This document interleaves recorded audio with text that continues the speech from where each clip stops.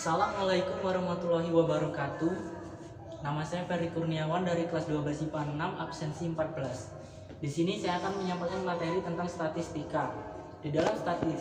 Dalam materi statistika, kita tidak akan lepas dengan namanya peluang, populasi, dan sampel. Yang pertama saya akan menyampaikan materi tentang populasi. Populasi itu dapat dilambangkan dengan huruf N kapital. Populasi dapat diartikan sebagai keseluruhan pengamatan yang menjadi perhatian. Populasi dibagi menjadi dua bagian. Yang pertama ada finite dan yang kedua ada yang infinite. Atau yang pertama finite itu sama dengan populasi terbatas, infinite adalah populasi tidak terbatas. Pengertian dari populasi finite atau terbatas itu adalah kumpulan objek yang menjadi bahan kumpulan objek atau individu yang menjadi objek penelitian atau bahan penelitian yang memiliki batas wilayah. Contohnya seperti ada ayam yang berada di kandang, bebek yang berada di kandang, itu memiliki wilayah. Dan yang kedua ada jenis populasi infinite atau tidak terbatas.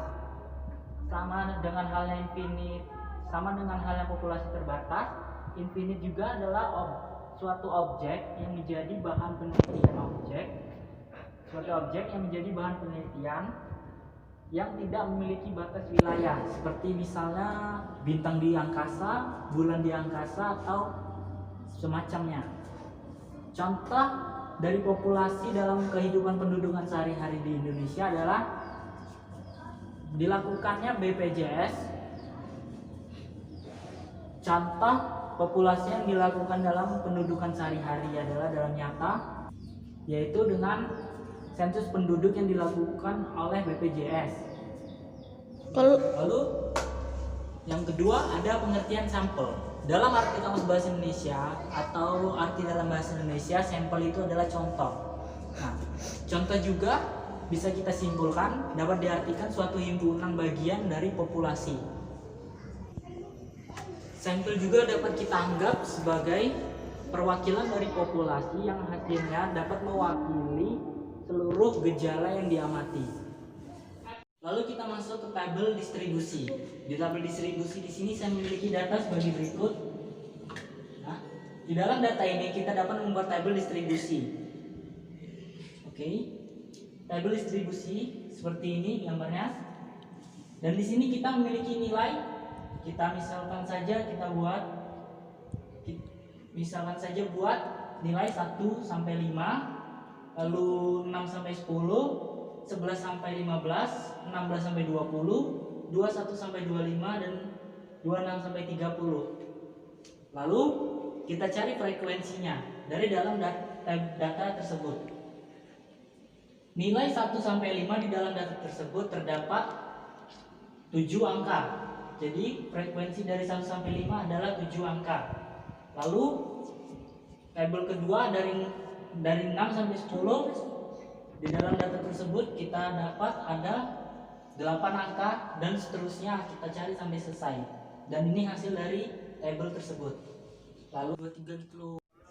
Kita fokus ke tabel nomor 3 yaitu 11 sampai 15. Diketahui di sini batas bawahnya adalah 11, batas atasnya adalah 15. Cara mencari tepi bawah yaitu batas bawah dikurang 0,5. Jadi 11 dikurang 0,5 sama dengan 10,5. Sama dengan halnya mencari tepi atas, yaitu batas atas ditambah 0,5, tapi bedanya ini ditambah. Lalu 15 ditambah 0,5 sama dengan 15,5. Yang selanjutnya cara mencari panjang kelas yaitu dengan cara batas atas ditambah batas bawah.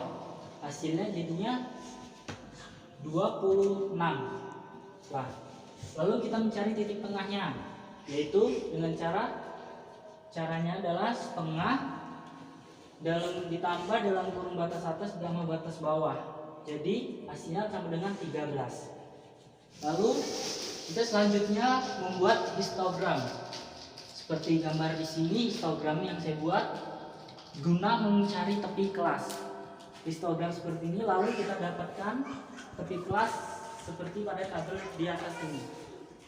Nah, sudah ditentukan tepi kelasnya, lalu kita masuk ke distribusi kumulatif. Distribusi kumulatif itu sama dengan jumlah kumulatif. Nah,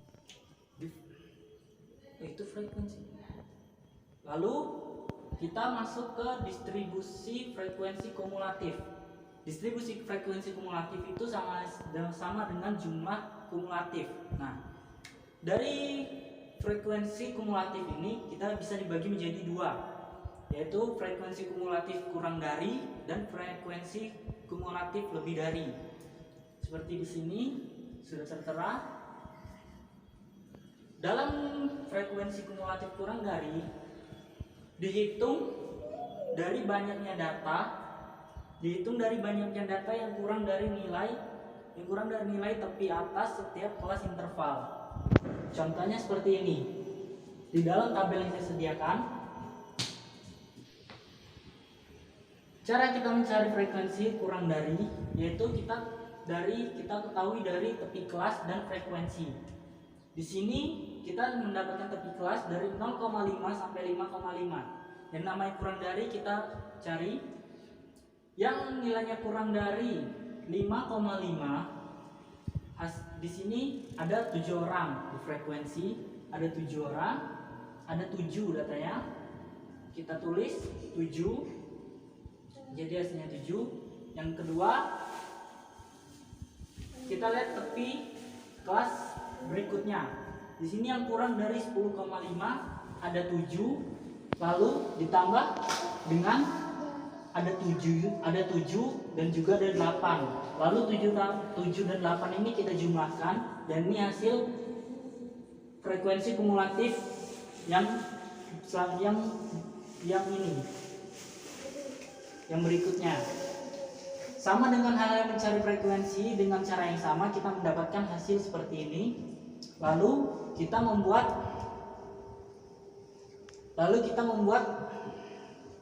gambar grafik seperti ini. Diketahui kita tulis dari 0,5 sampai 30,5. Kita memiliki nilai frekuensi kumulatif kurang dari sudah tertera di grafik ini. Lalu kita sambungkan dari titik ke titik agar menyambung jadi satu. Sambung. Sudah jadi seperti ini. Jadi dari sambungan grafik ini, karena garis grafik menuju ke atas, berarti ini disebut oktav positif.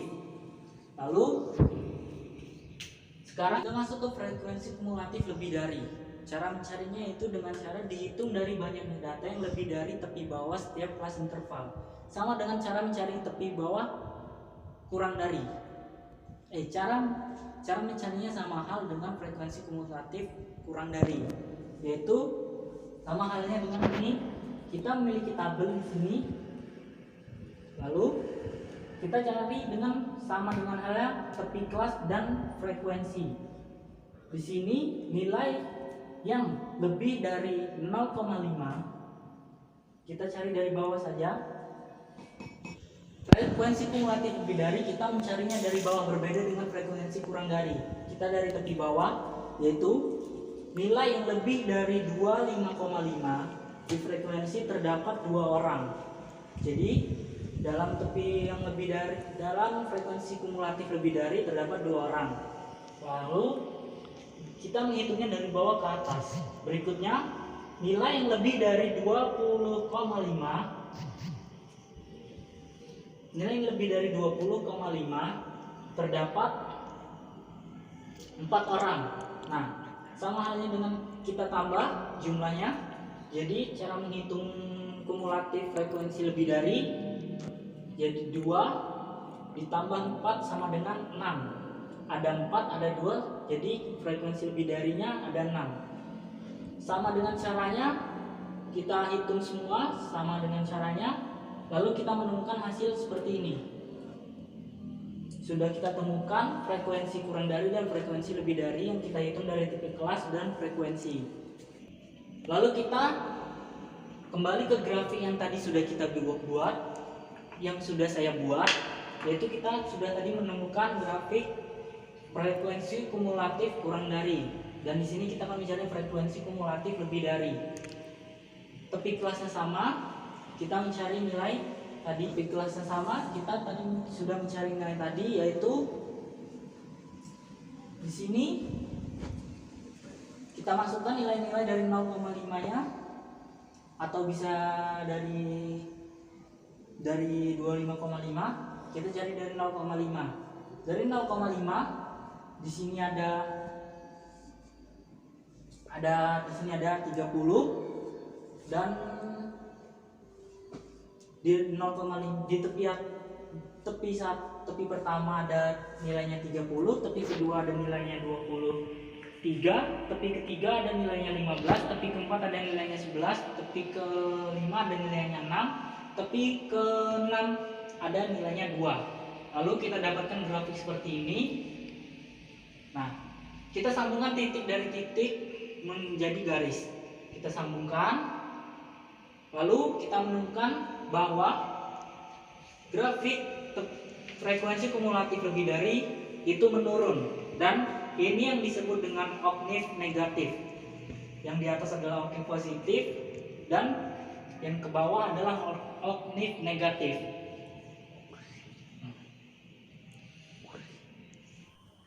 Berarti dan dalam bagian yang terakhir ini saya akan menyampaikan tentang peluang. Peluang menurut pendapat saya sendiri yaitu adalah segala kemungkinan yang mungkin terjadi di dalam statistika. Jadi dalam menilai populasi atau sampel-sampel yang telah kita lakukan atau yang telah kita cari, kita bisa menemukan peluang di dalam tersebut. Jadi intinya adalah menurut pendapat saya, peluang merupakan segala sesuatu yang bakal kemungkinan terjadi di dalam statistika. Saya akhiri video ini. Wassalamualaikum warahmatullahi wabarakatuh.